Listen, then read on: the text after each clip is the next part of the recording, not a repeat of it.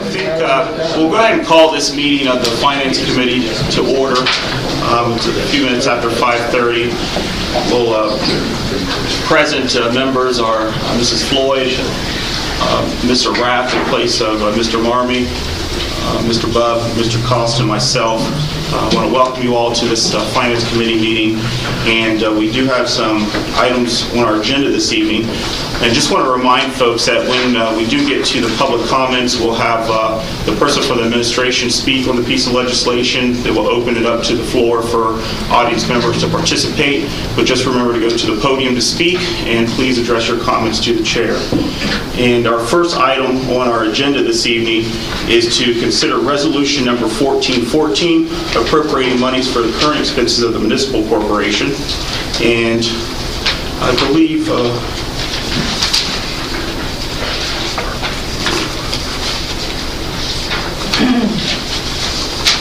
let's see, is Barb Jones. Yeah, I saw her. Oh, there she is. Okay, this is Jones. I'm sorry.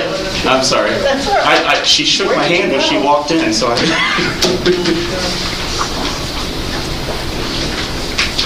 Good evening. This is an appropriation out of the unappropriated Gen Z funds, not the general funds, so that I can pay my department for collecting the 2013 tax for the Aetna Gen Z. Motion. Second. Motion by Mr. Bubb, second Mrs. Floyd. Any questions or comments for Mrs. Jones? I can tell you the city share of it was $40,000, and you've already been paid. Any further questions or comments from the audience? All in favor of passing this to full council, please signify by saying aye. Aye.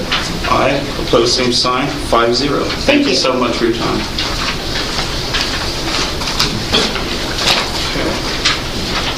Our next resolution on our agenda tonight is to consider resolution number 1415, appropriating and disappropriating monies for the current expenses of the municipal corporation. There are 8 parts to this piece of legislation, and the first section is dealing with the service general demolition, $154,000. Ms. Gilks, are you speaking on this piece?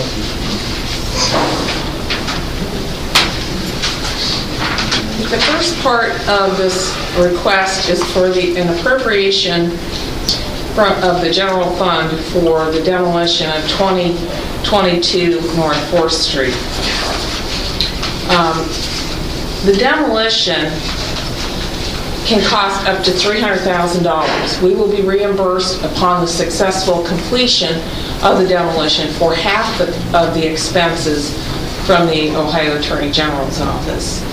The appropriation had to be broken out from general fund and then for the AG demo fund. The appropriation in total consists of the sale of 2 properties by the city, the phase 2 of the AG demo grant is in it, and the rest of it will be coming from the Attorney General's office. But the entire amount needs to be appropriated up front so that we can proceed with the project. Make a motion. Motion by Mrs. Floyd, second by Mr. Cost. Any questions from the committee? Ms. Best? Yeah. Please come forward. Yeah, sure. Why not?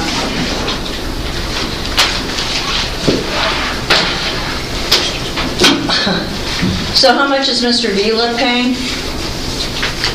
Chair? You're just asking a general question, how much is he paying? Yeah. Okay, we'll get the appropriate person to sit down. Okay. No, if you could please sit down for Oh, no, my questions aren't finished. Well, we're not going to have Mr. Chair, I'll be glad to field some questions. Thank you. At this time, Mr. Vila has no expenses in this project. He's been non-responsive, non-compliant to all the requests from the fire department, from the property maintenance code department, and we have really just a tremendously hazardous situation for the public health, safety, and welfare of the citizens of Newark. Okay. So we're trying to move forward to do this demolition. Okay, so how long have you been trying to get a hold of Mr. Vila? He's been sent several certified mailings. How notifying long? him. How long has he been tried? How long has the city tried to contact Mr. Vila? I'd have to get that information exactly, but we do have demolition orders. We've waited the 14-day waiting period for those demolition orders, and everything we sent certified mail has been returned back to us. Okay, my question is, so, Chair, we're discussing the demolition of Bob Vila's building, and we don't have the information? No, I think. Is that what you're saying? No, I I'm think, saying excuse me, stop right there. I think we do have the information. No, we don't, apparently. If you could just remain calm, we could answer these questions. But I he's think we already have answered it. answered. I think that there has been discussions, and we can have even our law director, Mrs. Sasson, come forward and discuss about how we're going to go Well, about My the property with the lien. suggestion would be that you ask property maintenance or the safety director, how long has the city been trying to contact Mr. Vila? It's a simple question. Mr. Mauder could not answer it. So maybe, We will bring someone else up to answer your question. terrific. My next question is, how much in fines has Mr. Vila accrued through this property? And over what period of time? Okay, I have your two questions written down. We'll get the first I look answer. forward to the answers. Thank you. Mr. Law Director, can you explain the lien process for this situation? Thank you, Mr. Chairman. Let me try and answer the question that was asked. Thank you. But not surprisingly, I'm not sure I can give you a direct answer to your Probably not. question. This has been a process with this particular building that really has kind of had two separate phases. The first phase, and the long and the short of it is, the answer is probably about 3 years. 3 years. The first phase, we began a process that resulted in a settlement agreement through Mr. Vila and his attorney that he was going to take certain steps to rectify the problems with the building, and there were timetables put into that agreement, and Mr. Vila did not comply with those steps or that timetable, and the building continued to deteriorate over time. We then attempted, and by we I mean various people within the city, then attempted to renew that discussion about that timetable and those objectives. That resulted in no response. Again, the building continues to deteriorate in large part because of weather. It's not under a sealed roof, and it continues to be deterioration to the building. At that point, then, new orders of violation and then subsequently demolition orders were placed on the building. When? Early January, I can't give you the exact date. January this year? Yes, early January 2014. I don't know the exact date. To which we've had no response whatsoever, and that's what we're moving forward. And there's certain time limits and that the code sets in place based on the date of the violation, then the date of the demolition order, and then an appeal period. And if nothing's done, the city then has certain rights, and that process has run its course through the months of January 2014 and February 2014 with no response from Mr. Vila at all, and that's why we're going forward with this. Thank you, sir.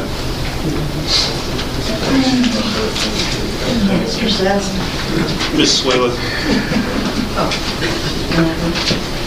Nancy Whaler. I don't have anything to say about as far as the money aspect. I just wanted folks to know a little bit about this building.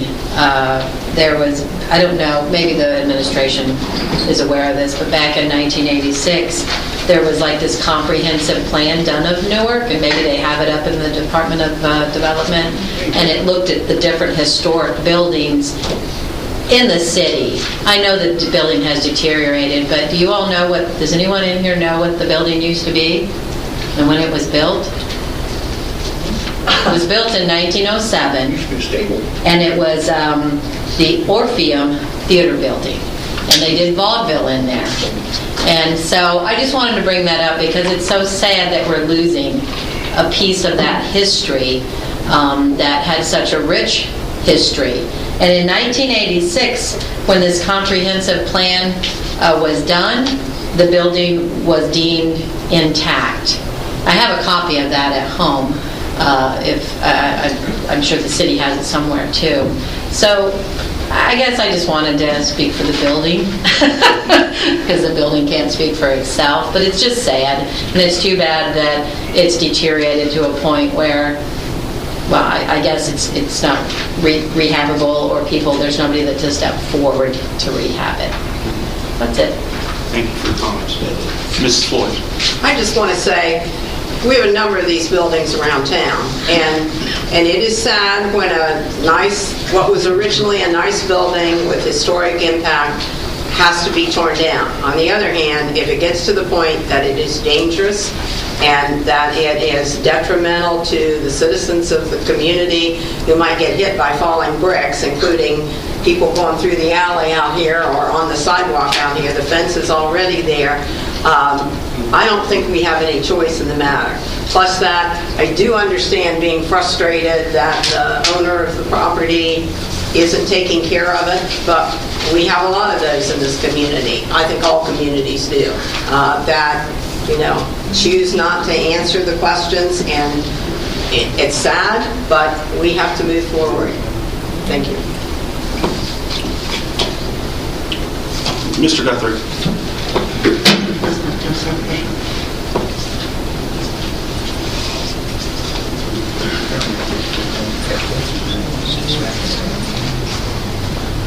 Thanks, Mr. Chairman. I think that Ms. Bess and Ms. Whaley both raised good points, but the bottom line is the point that Ms. Floyd made. And, the same gentleman owns the Brunswick building, which I think is one of the most magnificent buildings in downtown Newark.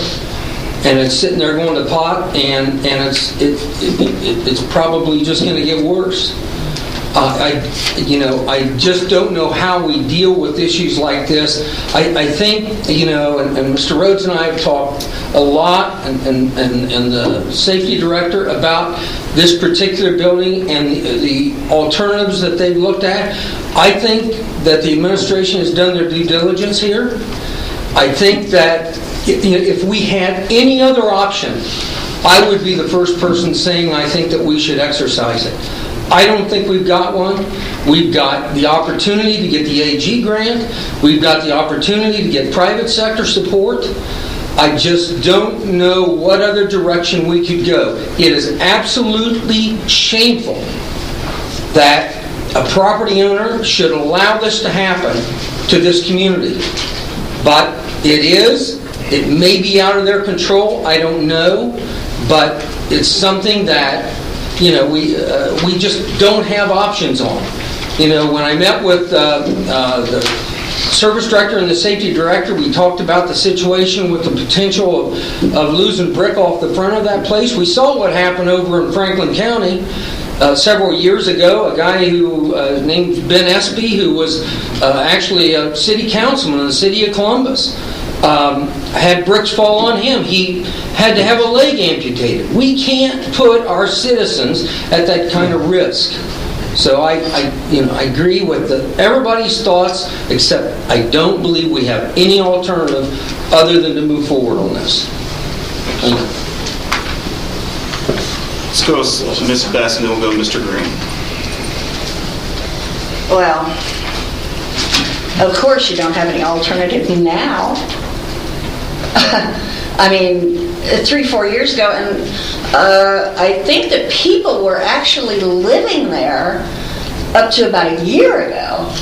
So obviously it wasn't that bad, because you allowed people to live there until it got so bad that the EMT had to report it because they couldn't get up the stairs. So, waiting for 2, 3, 4, 5 years for the property owner to get back to us, oh boo-hoo, instead of actually doing something, Yeah, of course now it's impossible to ignore. So, and the Brunswick building, we put so much focus on the square and how lovely it looks and the courthouse and everything, but when it comes to holding a property owner responsible, like the, the Edward Price building down on the corner across from the administration building, how long has the structure been bad on that now? So we're kind of wussy about trying to get anybody to take accountability when they own the place, and then we cry about it later because, the city now has no alternative.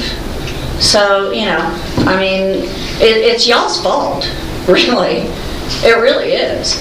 You ignore it. Oh, totally, you ignore it. Mr. Sherman on Holler Lane. How long did you ignore that, Mr. Rath? You ignore it and because it's easy. And then you penalize the people that live in Newark and the state of Ohio to pay to demolish these buildings, and you just go ahead and let the property owner slide again. So it works for y'all. Mr. Green.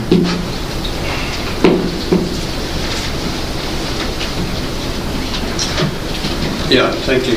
I don't think you have much choice at this point, so I agree with people who've said, who supported that demolition. I just think this really underlines the question of enforcement of property maintenance code, and it underlines the question of how much discretion we give to landlords who are not following the code. Mr. Rath. Thank you. I think this is a perfect example of our property maintenance code that everybody's complaining about being put to work and being put to good use. Lisa, direct this straightly to you since you called me out by name. Oh, good. If your house was in disarray, you'd be the first one. Please let me talk. Absolutely. Thank you. Without interruption and without comment. Go for it. If your house was in disarray, if we determined that it was, and we weren't going to wait around, and we weren't going to go through the first process, and the first thing we did was go down there and tow your house down to the ground, you'd be the first one in here yelling and screaming and crying because we didn't go through due process. Unfortunately, not unfortunately, fortunately, I'm happy that we have to go through due process. But we do have to go through due process. And that's what takes the amount of time. I would love nothing better than to take every piece of property that Tom Cotton owns and just strip him of ownership of it and give it to somebody that gave a damn. If Tom Cotton were to walk in here today and say, I'm going to take care of all of this, I'd still vote for this because I don't believe a single word that comes out of the man's mouth. He's lied to this council before. He's lied to this committee before. He stood up here and gave us documents that proved him wrong and then told us bold-faced lies. We're talking Bob Vila, not Bob Cotton. Okay. You're right. I'm sorry. I apologize. That was the wrong person. But nonetheless, he's not responding. We're going through the due process, and this is where it's been. It's not being ignored. I know that our previous safety director was constantly on that building. What? You heard me. Yeah. I didn't stutter. And as far as Howard Lane goes, I didn't ignore that. I've been on that ever since I came on council. And it got cleaned up, didn't it? It got burned down. And then it got cleaned up. Okay. And it takes a process, and it takes time. Now, Okay, I think we've debated this to the point. So the question before us is this first section of 1415. I'm sorry. I think we've debated this enough. I think I'd like to call for question. Calling the questions. Thank you. Did the committee want to vote on this all together, or do you want to do the separate sections? Well, it's going to be each section. Okay, so we're calling the question on the first section. Yep. Right. Okay, which was moved by Mrs. Floyd and seconded by Mr. Cost. All those in favor signify by saying aye. Aye. Opposed, same sign. 5-0. 1415, Section 2.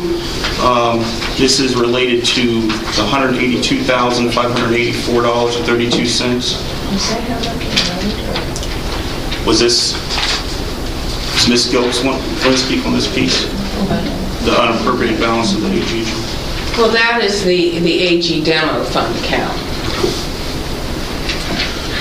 So this is the same. It's part of the same project. The entire project's going to be slightly over $300,000. Motion. Motion by Mr. Rath, second Mrs. Floyd. Questions? All in favor, signify by saying aye. Aye. Aye. Opposed, same sign.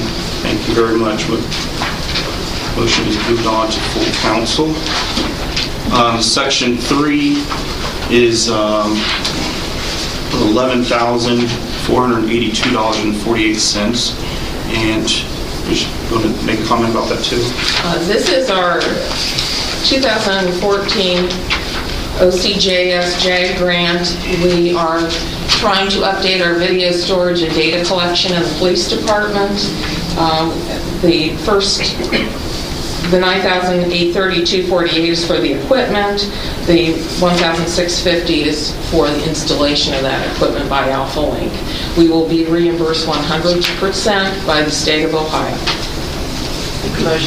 Motion by Ms. Floyd, second by Mr. Bub. Questions, comments? All those in favor, signify by saying aye. Aye. Opposed, same sign. Motion moves on 5-0. Section 4 of 1415 is a $10,000 appropriation for professional services. Our Human Resources Director.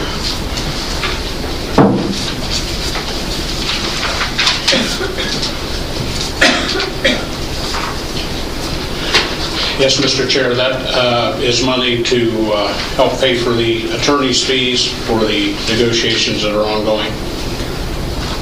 Is there a motion to appropriate those funds? I'll make a motion. Motion, Mr. Bub. Second, Mrs. Floyd. Any questions of the committee? Questions? All in favor, signify by saying aye. Aye. Opposed, same sign. Motion carries 5-0. Need a motion for this appropriation. Yeah, that's number 5, Section 5. And then Section 5 of 1415 is the disappropriation. So it's like we're disappropriating money. I'll make a motion for the disappropriation. Second. Mr. Bub, Mrs. Floyd. My paperwork together here for autumn to be okay. Any questions, comments? Seeing none, all in favor signify by saying aye. Aye. Opposed, same sign. Motion carries 5-0. Okay. Now we're on to Section 6 of Resolution 1415. This is the $10,000 Water Department reimbursement. This is a fund we use to reimburse people for deposits and those types of things. We have to reimburse money for overpayments and those kind of things.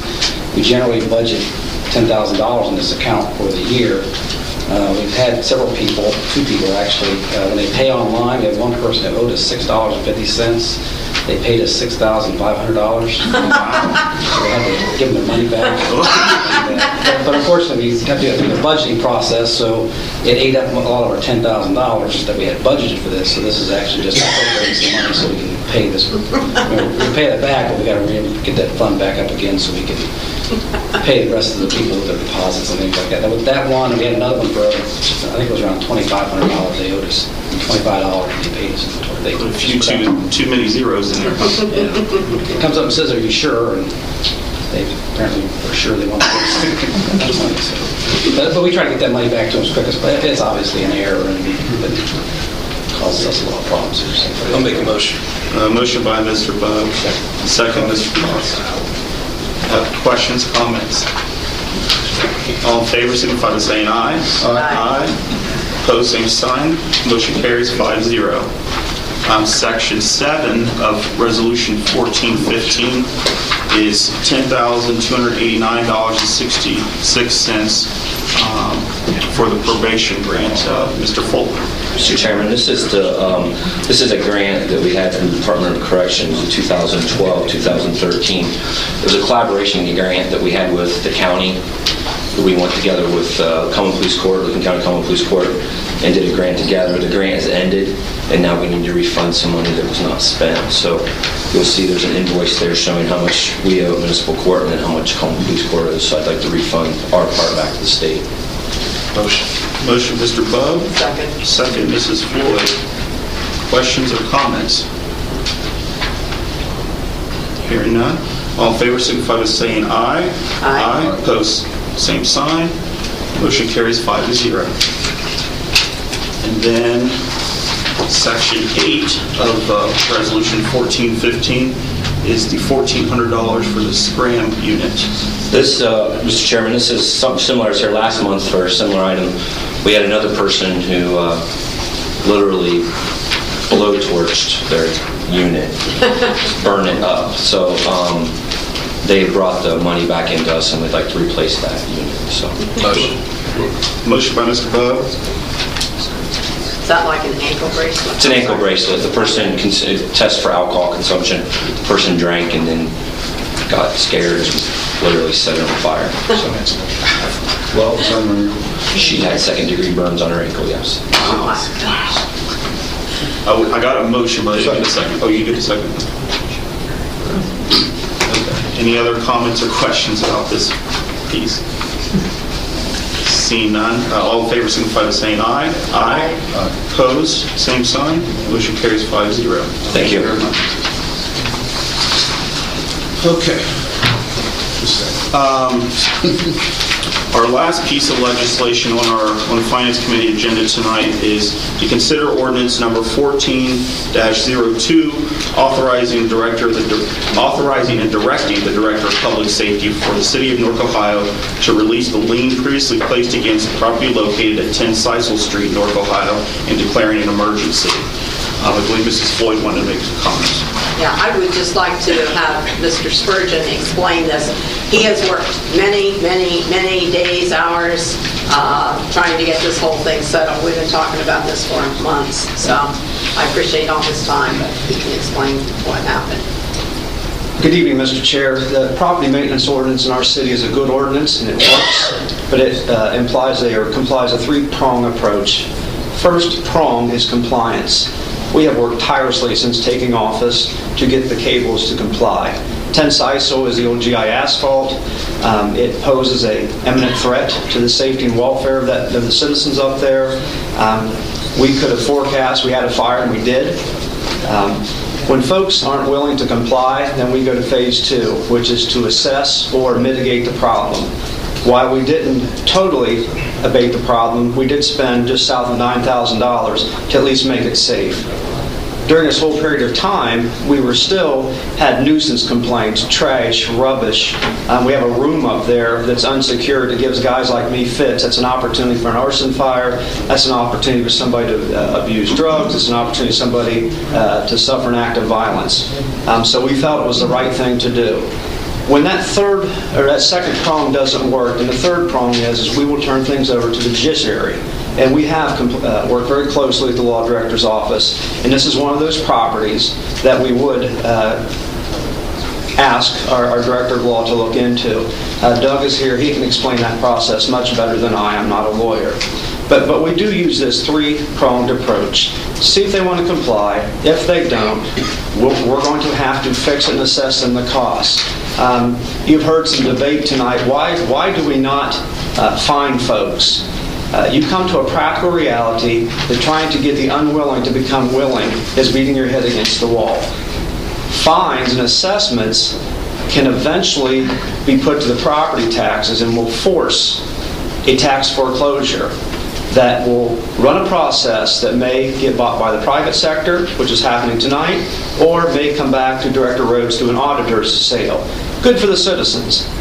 But when you talk about a building such as has been debated behind us that's wrapped up in IRS liens, state tax liens, and a foreclosure, there's not any advantage to going down that road with these fines and assessments. So that's an overview of what we're doing with property maintenance. 10 sites that we took. Step 1, Caples do not want to comply. 2 brothers have left town. Our repeated attempts to get them to talk to us, certified letters, they don't respond. 1 brother, I've actually got his cell phone. He says, I'd like to, I can't. He's in his 70s. He's down in Zanesville eking out a living. So here we are. We have a position or an impediment that we have to do something.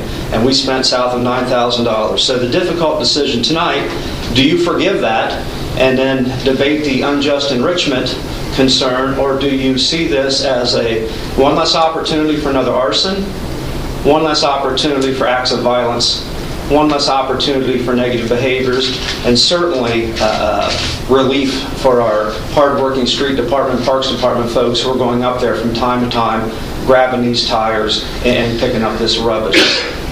Another thing that would be important for the committee to know is the gentleman, he's asked, I share his name is Chris Lynn Concrete. He's a South End guy. He's gave me a notarized agreement to perform some work if we'll forgive this. And that's why I called Carol and I said, well, gee, let's let the legislative branch think of that. He has already went up in a good faith effort. He doesn't own the place. He's taken people and equipment from his construction company, and he's removed some walls that are in danger of falling. But the most important thing is he's going to repair that fence, and he's going to lock it up. And that in and of itself is going to, the safety hazard that keeps me up at night will be abated. Certainly somebody could climb or break in, but they can't just drive by like they're doing now. He's also going to remove the deteriorating structures. There is a building that has a good steel skeleton, but the walls of it, and this has that room where I'm afraid somebody's kid's going to get up there, no good's going to happen. He's going to replace that skin. Also, when we spent the money, there is still the burnout hole where the fire was. Now, we've taken all the walls we thought would immediately fall. He's cleaned that wall. He's agreed to fill in that hole. He's also agreed to go in and clean all the weeds where you can actually see through the fences where people can't climb in there. So I would rise in favor of this. It's not easy for me to ask the legislature in a cash-strapped city to forgive south of $9,000. But we've got a problem up there. We have a private sector solution. We have collaborated with the county. We've done everything we can to make a good ordinance better. And I believe doing this is the right thing. Thank you, Director. Any questions from the committee? Mr. Sasso. I just add one. You better go to the podium. Thank you for doing so. Just a clarification on the language. What this piece of legislation does, this property went to a sheriff's sale. With all the other liens that are in place with regard to this, as we've talked about so many times in so many of these distressed properties, there was not sufficient sale proceeds to pay off all those liens, and they go in order of priority from top to bottom, and there's just not enough to go all the way down that list. What this piece of legislation doesn't actually forgive the debt against the prior property owner that the fees and fines were levied against.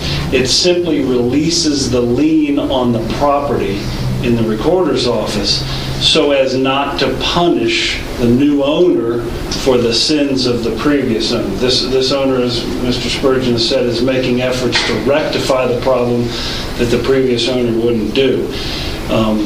We're asking that lien be removed from that property. The underlying debt will survive, and other collection efforts could be used to collect that debt against the previous owner. I don't mean to infer that they're likely to meet with any success, but you shouldn't be of the impression that we're going to unjustly enrich the previous owner, because they still will be responsible for that amount. Thank you for that explanation. Mr. Cook. Is ownership changed on 10 Sisal Street? Is Chris Lynn Chris Lynn was a successful bidder. Chris Lynn, I believe, is going to accept title, but he has said to me, quite frankly, I'm a business person. I have a lot of projects, and that with that assessment on there, he doesn't know if he can turn the numbers to do that. So the actual, has he signed in a dotted line? I think that's going to happen in a week or so. But this measure provides him some relief, and he has agreed to do some things, if you will, to really again, shape up that area, relieve this burden on the government. Mr. Rath? Oh, I'm sorry, go ahead. Who wants to go first? It's up to you. Go ahead, Mr. Rath. What's his intended use of the property? He has a robust business strategy, but I don't know that I'm at liberty to discuss that. He keeps it pretty close to the vest, and he has told me, but I don't know that it would do him good in a competitive marketplace to kind of put that out of council chambers. But I do know, in the short term, he's going to secure that place, cut them weeds down, put a new skin in that building, which is a huge victory up in that region of our community. Okay, I just want to say I've talked to him on the phone a couple of times, and he has intentions to do some things there. The neighbors up there are, he said when he took some people up to clean it up after he went to the auction, and like he said, he doesn't have title on it yet, but he went up to do some cleanup, and the neighbors up there, he said they came out, he said normally when you go to work on something, people don't pay much attention to what you're doing, and he said the neighbors there came out, and they were very happy because they were there when the fire happened, and they've seen people up there messing around that building. They've been concerned about somebody getting hurt up there. They've been concerned about all the trash that's up there. And, I think this could become a viable piece of property. And I think it's in the interest of the city and the citizens to do this. Mr. Chair, if it pleases the committee, I would respond to Mr. Rath. His end use is very consistent with what they have now. I don't believe he's going to be asking for modifications in zoning, so on and so forth. Just best. Yeah, so let's just make it clear that the policy of Newark is to ask a violating property owner to comply, and then we wait. And we wait. And we wait. And then we end up paying for it anyway. Just want to clarify that. Any other comments from the committee? Ms. Floyd? I just want to say something in response to that, just because it almost sounds like, well, if Newark would just plow through a little bit harder, we'd get that money. And to me, it does not seem that would happen. Some of these people, the old line, you can't get blood from a turnip, it just seems to me that many of these people, either they won't comply or they have no money and can't comply. Question: when have we forced a property owner to comply? Can you be specific?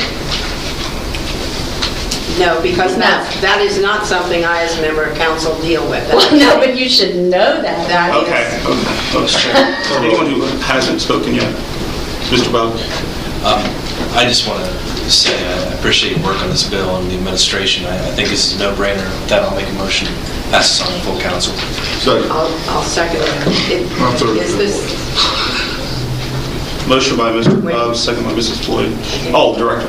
Mr. Chair, if it pleases the committee, Chris Lind is here, and I have said, I don't know that he wants to review his business model, but here's the man that is making some promises to enhance that neighborhood, should you consider this ordinance tonight.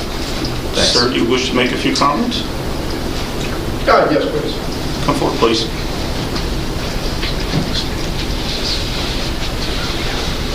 Yeah, my name's Chris Lynn. I bought the property at 10 Cecil. Sort of came into this thing real late, and inquired about the taxes that were due on it. I've been watching property for several years. As you know, the Attorney General office had a list of liens on that were unimaginable. It wasn't a very attractive piece of property. Basically, you're buying a dump when you buy it. That's a junkyard, a safety hazard, and many other things. We did buy the property successfully. And at the time, we were told that there was an assessment that was not part of the original tax amount that was due on the property, which became a great concern as to how much do we want to invest in something that's already pretty depressed. Got to watch what you're doing with that. But the use we have for a property, we think we can take it, turn around, and make it a useful, productive area. The first day that I talked to the tax folks, they let me know what had to be paid for the property. At which time they said there was roughly another assessment that was not applied to that. And I told them I wouldn't be interested in the property for that much money. And they lined up with me and said that the city was maybe possibly willing to work with us to make that go away. I don't know, legally what the ramifications of that would be or what can or can't be done. I've bought a lot of other properties at tax sales before that, once you buy them, it's free and clear. It pretty much alleviates any other liens. It's sort of a gray issue there that's not real clearly defined. But where we are, we bought the property. I have not taken possession of property technically yet. But upon reviewing what was down there, I went down there and I found the buildings were full of just clutter, left debris, storage units that were just beyond imagination. There was part of the building that had caught on fire. There was a concrete slab half the size of this room that anybody could probably go over and push a few blocks out of the way and have the whole thing fall on them. I am not totally... That's all since been resolved. Everything's cleaned up, everything's gone, everything's hauled away. All the deteriorated structural part of the building has been knocked down, demoed, hauled away. Just out of moral obligation of should a kid come around and get hurt on or something. To leave something like that for as long as it's been left is pretty appalling, really. As far as responsible property owners, I made an agreement that, if you're willing to work with us and help us out on this, the old building down there will be re-skinned. The property will be totally cleaned up, 100%, and fence put around the whole property, the building closed up to control anybody from being able to get in it and get hurt or anything like that. I guess it's more of a safety issue and everything at this point than anything else that definitely needs to be finished being dealt with. It looks like it's a project that's been started, but it's been turned off, and I want to give it 110%, get it cleaned up within a 90-day period, and make sure that everything I say is resolved, and would be interested in signing anything that I needed to and notarize it to let you know that my intentions are good and follow through with what I said I'm going to do. But like I say, it was a safety issue down there. I'm sure a lot of the neighbors were concerned about, rodents and things, and a lot of things came out of the building when we cleaned it up. It's just terrible to see something like that just set like that and be ignored by everybody in such a nice neighborhood. Everybody's going out of their way to restore the homes down there and preservation of the, Hudson Street area, and then you got something like that sitting in the midst of it. To me, that's not acceptable.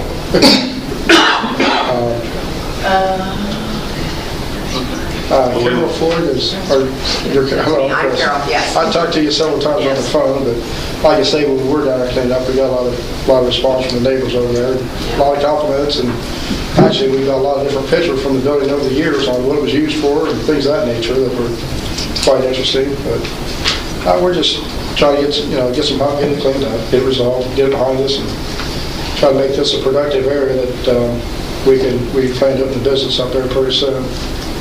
I create 12 to 15 jobs immediately. What we want to do with it. Well, thank you very much for your Is there efforts. any more questions about anything? Or? Thank you. Thank you very much for Okay, coming. thank you. Appreciate it. Seeing no further comments, all those in favor of passing this on to full council, please signify by saying aye. Aye. Aye. Opposed, same sign. Motion is moved on to full council. That concludes our agenda for Finance Committee, and next is Service. Thank you. We'll bring the Service Committee meeting to order. In attendance, we have Mr. Blake, Mr. Rath, Mr. Roletta, Mr. Bob, and myself. We want to consider Resolution number 14-16, authorizing and directing the Director of Public Service to advertise for bids and to enter into contracts subject to the appropriation of the funds for the demolition of 20-22 North 4th Street and declaring an emergency. Let's go. This resolution is connected, obviously, to 2022 North 4th Street demolition.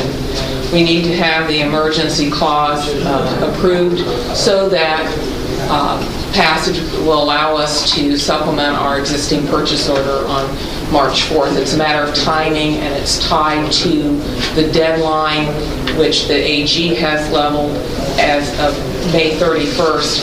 Everything has to be done, so that's why we need the emergency clause on the bid legislation. Make a motion. Second. There's a motion by Mr. Bowden, a second by Mr. Rath. Are there any questions from the committee concerning this? Are there any questions from the audience concerning this?